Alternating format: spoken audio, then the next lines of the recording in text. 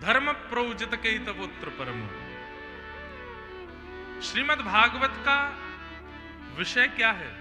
हमारे चित्त में परम धर्म प्रकट होना। परम धर्म किसको कहते हैं? धर्म और परम धर्म में अंतर क्या है? भगवान की पूजा करना, सेवा करना, सुबह आरती करना, शाम को आरती करना, ये सब धर्म हो सकता है। हनुमान जी पर चोला चढ़ाना, शंकर जी पर जल चढ़ाना, दूध चढ़ाना, सब धर्म है। लेकिन इन सब के पीछे ये भावना रखना कि ये मेरे कुछ हैं, और उस भाव से उनको लाड़ लड़ाना, उनकी सेवा करना, उनके मनोरथ करना, उनका मुखोल्लास करना, ये परम धर्म है।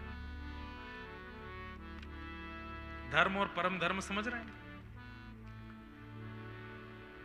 सुबह 5 बजे ठाकुर जी को जगाना है, ठाकुर जी का श्रृंगार करना है, आरती सेवा पूजा करनी है, ये सब धर्म है। लेकिन 5 बजे कैसे जगाना है? ठाकुर जी के आगे दिया जलाना है, हाथ में थोड़ा इत्र लगाना है, रजाई के भीतर हाथ दे के थोड़े चरण दबाने हैं, ठाकुर जी को मनाना है कि जय जय भोर है गई अनेक उठ जाओ। फिर ठाकुर जी को कभी सीधे हाथ पर करवट दे करके फिर थोड़ी भुजा दबा रहे हैं, फिर उल्टे हाथ पर करवट दे के फिर थोड़े से चरण दबा रहे हैं। ठाकुर जी को सुस्ताना है खूब अच्छे से, और फिर धीरे धीरे धीरे धीरे शुद्ध केसर युक्त बढ़िया अधोटा दूध लेके आना है। जय जय दूध आए गयो है, जय जय सामने आपके लड्डू धरो है, सूर्य नारायण निकसे आए हैं। अब वैसे तो पद हैं, ग्वालन के गलबंद छूटे डगर बन की लई, मोहन जागिए बल जई है। ठाकुर जी को जगा रहे हैं। उत्तिष्ठ उत्तिष्ठ गोविंद उत्तिष्ठ गरुणध्वज, उत्तिष्ठ कमलाकांत त्रैलोक्यम मंगलम कुरु। हमारी परंपरा में ऐसे उठाते हैं ठाकुर जी को। उत्तिष्ठ उत्तिष्ठ गोविंद, गोविंद उठिए। उत्तिष्ठ गरुणध्वज, हे गरुण पर विराजमान होने वाले हे नारायण उठिए। उत्तिष्ठ कमलाकांत, हे लक्ष्मीपति उठिए। त्रैलोक्य मंगलम कुरु, आप जब उठेंगे तो तीनों लोकों का मंगल होगा नाथ। और ठाकुर जी उठ गए। उठने के बाद फिर ठाकुर जी को भोग लगाया, ठाकुर जी को कुछ पवाया, उसके बाद आरती कर रहे हैं। ग्रीष्म ऋतु है, गर्म ऋतु है, तो सुंदर जल को सुगंधित करके ठाकुर जी का अभिषेक कर रहे हैं। शिशिर ऋतु है, सर्दियां हैं, तो ज्यादा ठाकुर जी को स्नान नहीं करा रहे हैं, बस वस्त्र गीला करके गर्म पानी से थोड़ा थोड़ा पोंछ रहे हैं। अब इतना सूक्ष्म विचार करना कि सर्दी है, गर्मी है, क्या पहनाना क्या ना पहनाना, कौन सा इत्र लगाना, ये सब परम धर्म है। क्यों? क्योंकि यहां आप सेवा नहीं, यहां प्रेम युक्त सेवा कर रहे हो। आपकी सेवा में विचार है, आपकी सेवा में भावना है, यही परम धर्म। और उस परम धर्म को सिखाने का सबसे पहला पाठ कौन सा है? श्रीमद् भागवत। धर्म प्रोजित कई तवोत्र परमो, निर्मत्सराणाम सताम। इस परम धर्म का अधिकारी कौन है? बोले जिसके चित्त में मात्सर्य दोष नहीं है, ईर्ष्या नहीं है। मैं अधिकतर कथाओं में कहा करता हूं, सारे अवगुणों के साथ भगवत प्राप्ति हो सकती है, लेकिन ईर्ष्यालु को भगवत प्राप्ति नहीं होती। ईर्ष्यालु को कहीं ना कहीं स्वर्ग भी मिल सकता है, लेकिन भगवान नहीं मिलेंगे कभी भी।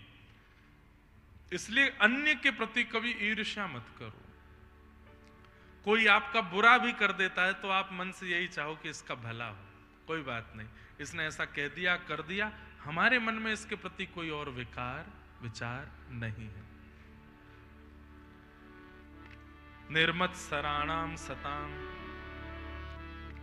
भजन का सबसे पहला लक्षण आपके अंदर जो घटित होगा वो यही होगा कि आपके अंदर मात्सर्य दोष खत्म हो जाए। बुरा मत मानिएगा, लोग काम जीत लेते हैं, क्रोध जीत लेते हैं, मोह जीत लेते हैं, लेकिन ईर्ष्या को नहीं जीत पाते। मैंने अनेकों के दर्शन किए हैं, ऐसे ऐसे महापुरुषों के दर्शन किए हैं। इन सब दर्शनों में कई ऐसे भजनानंदी लोगों से भी मिला हूं जिन्होंने काम तो जीत लिया, अन्न तो जीत लिया, मोह तो जीत लिया, क्रोध तो जीत लिया, लेकिन ईर्ष्या नहीं गई चित्त से। अभी भी ईर्ष्या करते हैं, ये बढ़ क्यों रहा है, ये उठ क्यों रहा है, इसका ऐसा क्यों हो रहा है, इसका नाश करो, इसको बर्बाद करो, इसको ये करो। गलत है। ईर्ष्या नहीं। ठाकुर जी को ईर्ष्या प्रिय नहीं। ईर्ष्या से बचो। वैद्यम वास्तवमत्र वस्तु शिवदम। अच्छा, ईर्ष्या नष्ट कैसे हो सकती है? तो इसमें एक श्लोक एकादश स्कंद में कहते हैं, खंबायु अग्निम सलिलम महिम च ज्योतिम से सत्वानि दृशो द्रुमादीन सरित समुद्रांश हरे शरीरम यत्किंच भूतम प्रणमेत अनन्यम। अपने आगे दिखने वाली हर वस्तु को प्रणाम करने लग जाओ तो किसी से ईर्ष्या नहीं होगी। हर व्यक्ति को प्रणाम करने लग जाओ, जो दिखे उसको प्रणाम करो, वंदन करो। पर ये होगा नहीं। चलो अपने बगल वालों को प्रणाम करो, जो बगल में बैठे। जय। प्रणाम तो कर रहे हैं लेकिन हंस और रहे हैं। चल चल प्रणाम कर ले, बाहर जाके तो बताऊंगा मैं। हमारा ये स्वभाव बन ही नहीं पाता कि हम सब में गुण देख करके उसको प्रणाम करें। कभी ये बात, ये तो हमसे छोटा है, ये हमसे बड़ा, हम ब्राह्मण हैं, ये तो क्षत्रिय है, ये ऐसा है, ये वैसा है। अरे इसको मैंने 2 लाख उधार दे रखे हैं, वापस करता नहीं, प्रणाम करूंगा इसको मैं। हमारे अंदर दोष कितने, और इन्हीं के कारण ईर्ष्या बनी ही रहती है। जबकि श्रीमद् भागवत में नवयोगेश्वर संवाद में कहते हैं, सरित समुद्रांश हरे शरीरम, ये सब कुछ हरि है जो चारों ओर दिख रहा है। सरित समुद्रांश हरे शरीरम प्रणमेत अनन्यम। प्रणाम करो, दंडवत प्रणाम करो सबको। लेकिन ये नहीं बन सकता, मुश्किल है। प्रयास करना चाहिए कि सबको प्रणाम करो। फिर भी ना बने तो क्या करें? कम से कम सब में दुर्गुण मत देखो, सब में अवगुण का दर्शन मत करो, सब में थोड़े गुण का दर्शन करो। सब गुणवान है ऐसा दर्शन करो। गिरधर के गुण गाऊं मैं तो, गिरधर के गुण गाऊं। गिरधर मारो साचो प्रीतम, गिरधर मारो साचो प्रीतम। गिरधर मारो साचो प्रीतम, गिरधर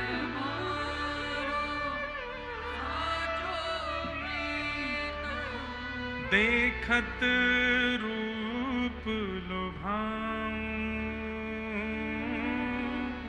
देखत रूप लुभाऊं। मैं तो गिरधर के गुण गाऊं, मैं तो गिरधर के, ओ मैं तो गिरधर के गुण गाऊं, मैं तो गिरधर के। तो 2 वैष्णवों की पद्धति हमने देखी है, श्री हरिराम व्यास जी और श्री भक्तिमती मीराबाई। दोनों की पद्धति में एक बात की सामान्यता लगती है कि वे किसी को भी देखते हैं तो उसमें दोष नहीं देखते, और बल्कि उनमें भगवत बुद्धि ही रखते हैं। जैसे कल हम बता रहे थे कि कोई हाइट में छोटा है, ज्यादा हाइट नहीं हो पाई, तो श्री हरिराम व्यास जी उसको वामन भगवान ही कहते थे। कोई क्रोध ही आ जाए तो हरिराम व्यास जी उसको परशुराम भगवान कहते। कोई सौम्य आ जाए तो उसको राम जी कहते। कोई नटखट आ जाए तो बालकृष्ण प्रभु कहते। कोई हट्टा तगड़ा खूब बड़ा आ जाए तो उसको नृसिंह बोलते। और कोई खा करके बस पड़ा रहे उसको कहते नारायण है ये तो पौधे रहते, पौधानाथ। किसी में दोष नहीं, सब में गुण। किसी का पेट निकल आया बाहर तो उसको लंबोदर, वाह लंबोदर घूम रहे हैं किसी में दोष मत देखो, सब में गुण देखो।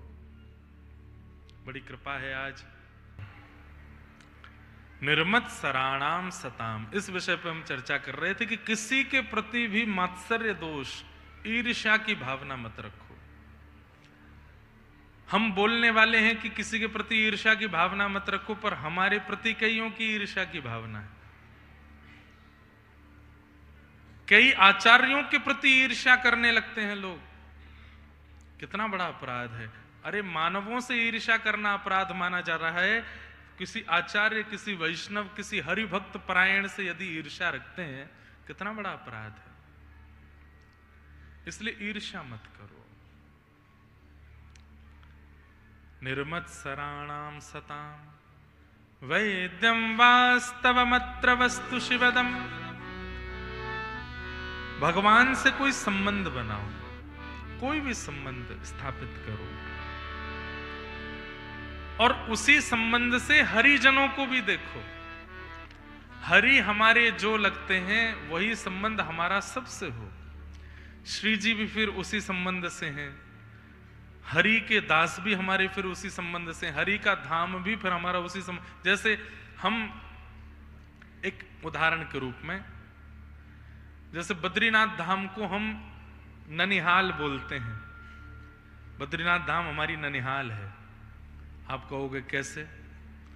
वैसे तो ननिहाल पास में है कोसी, लेकिन वक्ता के रूप में हमारी ननिहाल बद्रीनाथ धाम है। क्यों? क्योंकि हमारी मां स्वरूपा, हमारे पिता स्वरूप श्रीमद् भागवत जी का वहां उद्गम हुआ।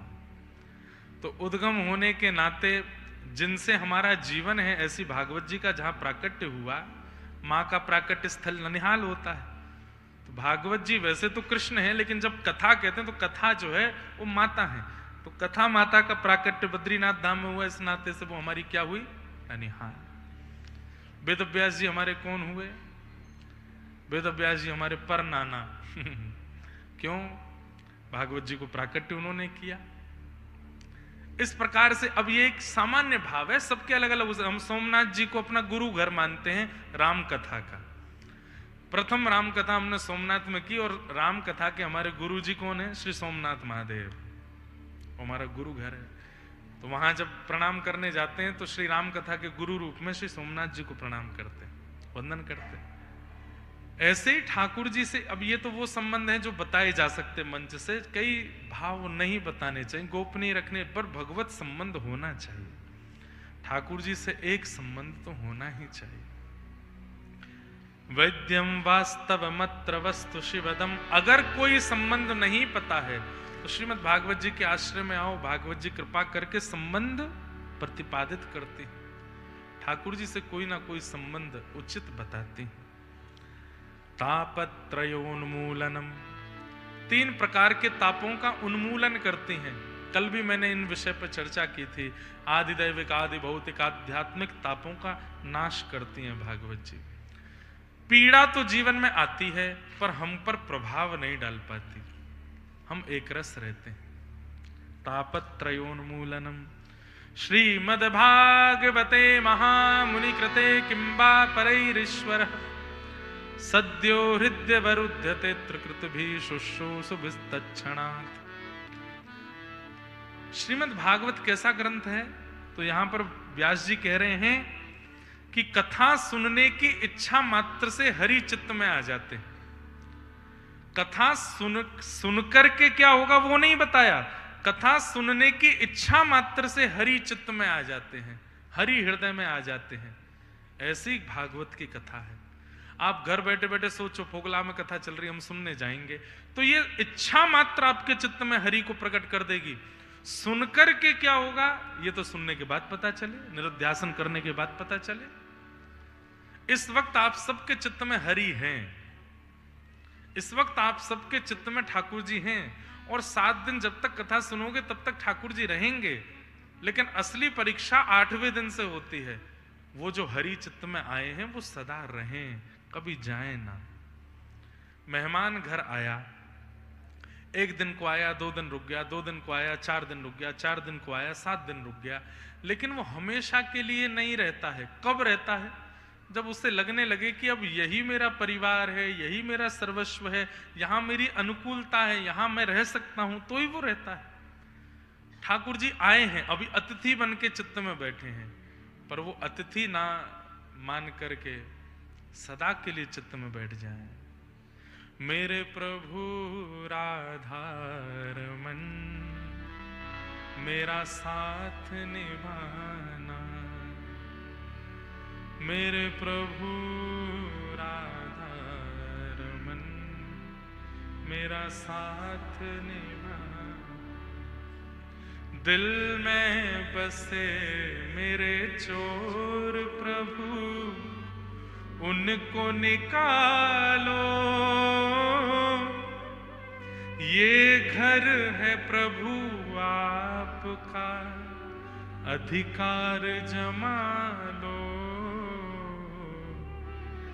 मेरे प्रभु राधा रमन मेरा साथ निभाना, मेरे प्रभु राधा। कितनी अच्छी पंक्ति है।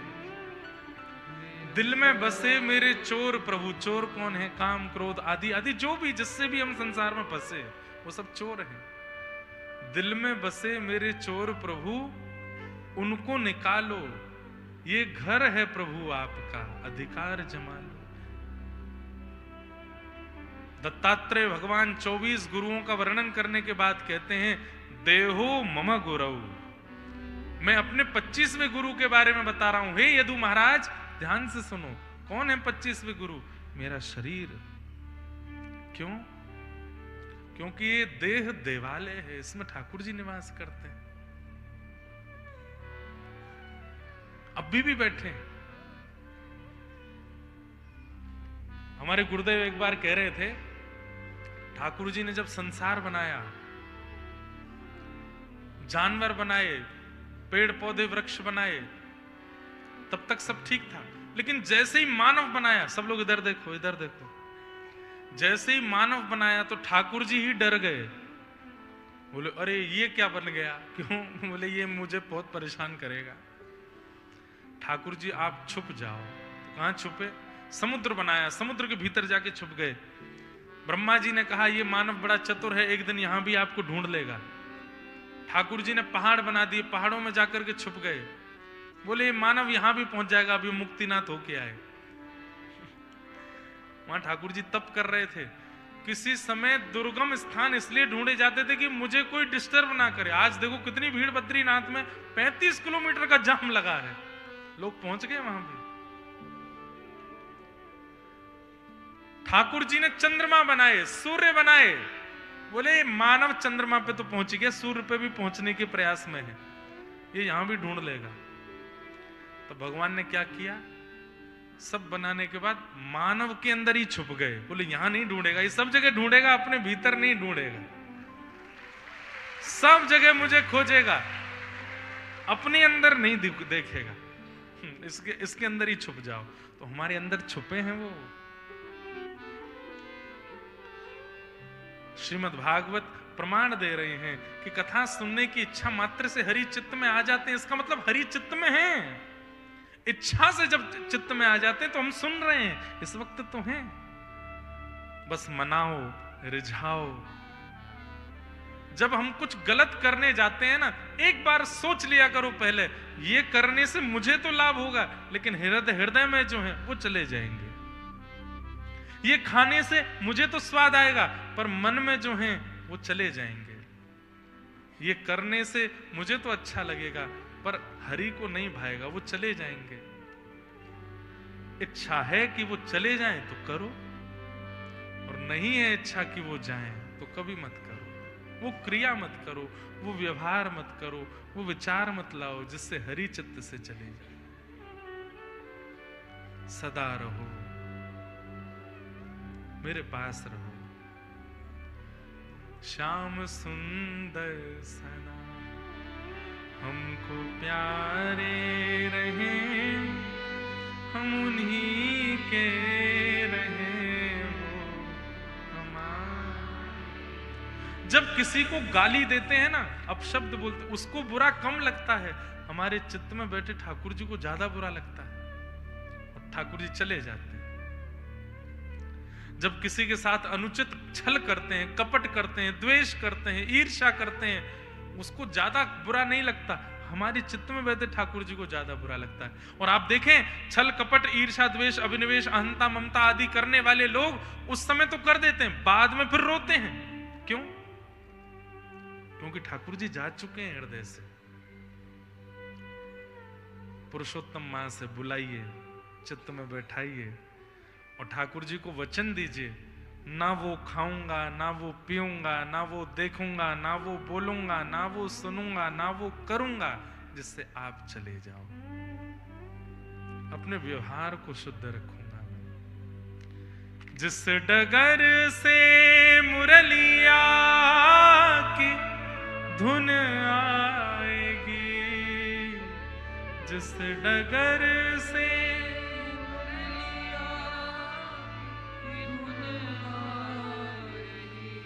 उस डगर पे उमरिया ये कट जाएगी, उस डगर में उमरिया ये कट जाएगी, उस डगर पे उमरिया ये कट जाएगी, उस डगर पे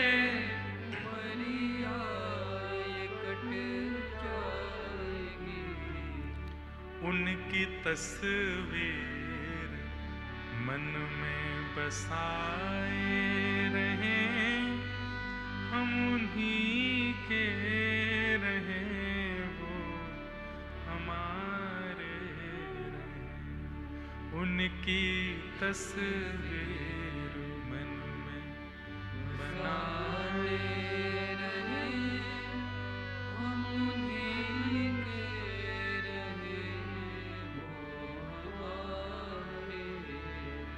मत करो वो कुछ भी जिससे ठाकुर जी। पाप के बारे में बाद में सोचना, मुझे पाप लगेगा ऐसा करना, अरे नहीं, ये बाद में सोचो। पहले ये सोचो, ये क्रिया से कहीं ठाकुर जी मेरा त्याग तो नहीं करेंगे। और जानबूझ के होगी तो निश्चित त्याग होगा, गलती से हो गया तो फिर मना लो, रिझा लो, बुला लो। और एक ही तरीका है ठाकुर जी जो गए हैं उनको दोबारा बुलाने का। श्रीमद् भागवते महामुनि कृते किंबा परैरीश्वर सद्यो हृद्यवरुध्यते त्रिकृतभिः शुश्रूषुभिस्तत्क्षणात्। एकमात्र भागवत जी हैं जिनके श्रवण से गए हुए ठाकुर जी लौट के आ सकते हैं और आकर के आपसे पूछते, अब तो नहीं करेगा, अब तो नहीं करेगा, इस वजह से गया था मैं, अब तो नहीं होगा ऐसा। अब नहीं होगा ना, तो फिर आते हैं, बैठ जाते हैं। बैठाओ, 7 दिन की तो गारंटी हम ले रहे हैं कि नहीं जाएंगे चित्त से, 8वें दिन से आपकी जिम्मेवारी, नहीं जाने चाहिए। निगम कल्पतरोर्गलितं फलं सुखमुखादमृतद्रव संयुतं पिबत भागवतं रसमालयं मुहुर्हो रसिका भुविभावुका। वेद रूपी कल्प वृक्ष का पका हुआ फल है श्रीमद् भागवत। सुखदेव जी के मुख लग जाने से अमृत तुल्य हो गए हैं। ऐसी इस कथा को पियो, रस रस भर भर के पियो। कोई पिए रे पियाला राम रस का, कोई पिए रे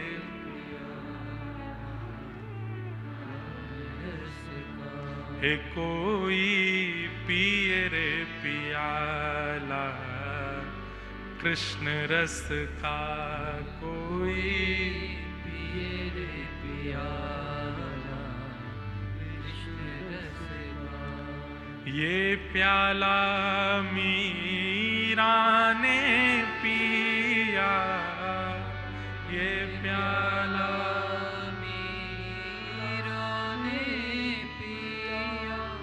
ये प्याला मीरा ने पिया, ये प्याला मीरा ने पिया। गिरधर को बर बस ही जिया, गिरधर को बर बस ही जिया। ये प्याला हम सब भी पीवें, ये प्याला हम सब भी पीवें। ओ ये प्याला हम सब भी पिए, ये प्याला हम सब भी पिए। जहाँ बूंद में प्रेम समाया, कोई पिए रे पियाला कृष्ण रस खा, कोई पिए रे पियाला कृष्ण रस का। हे कोई पिए रे पियाला नाम रस का।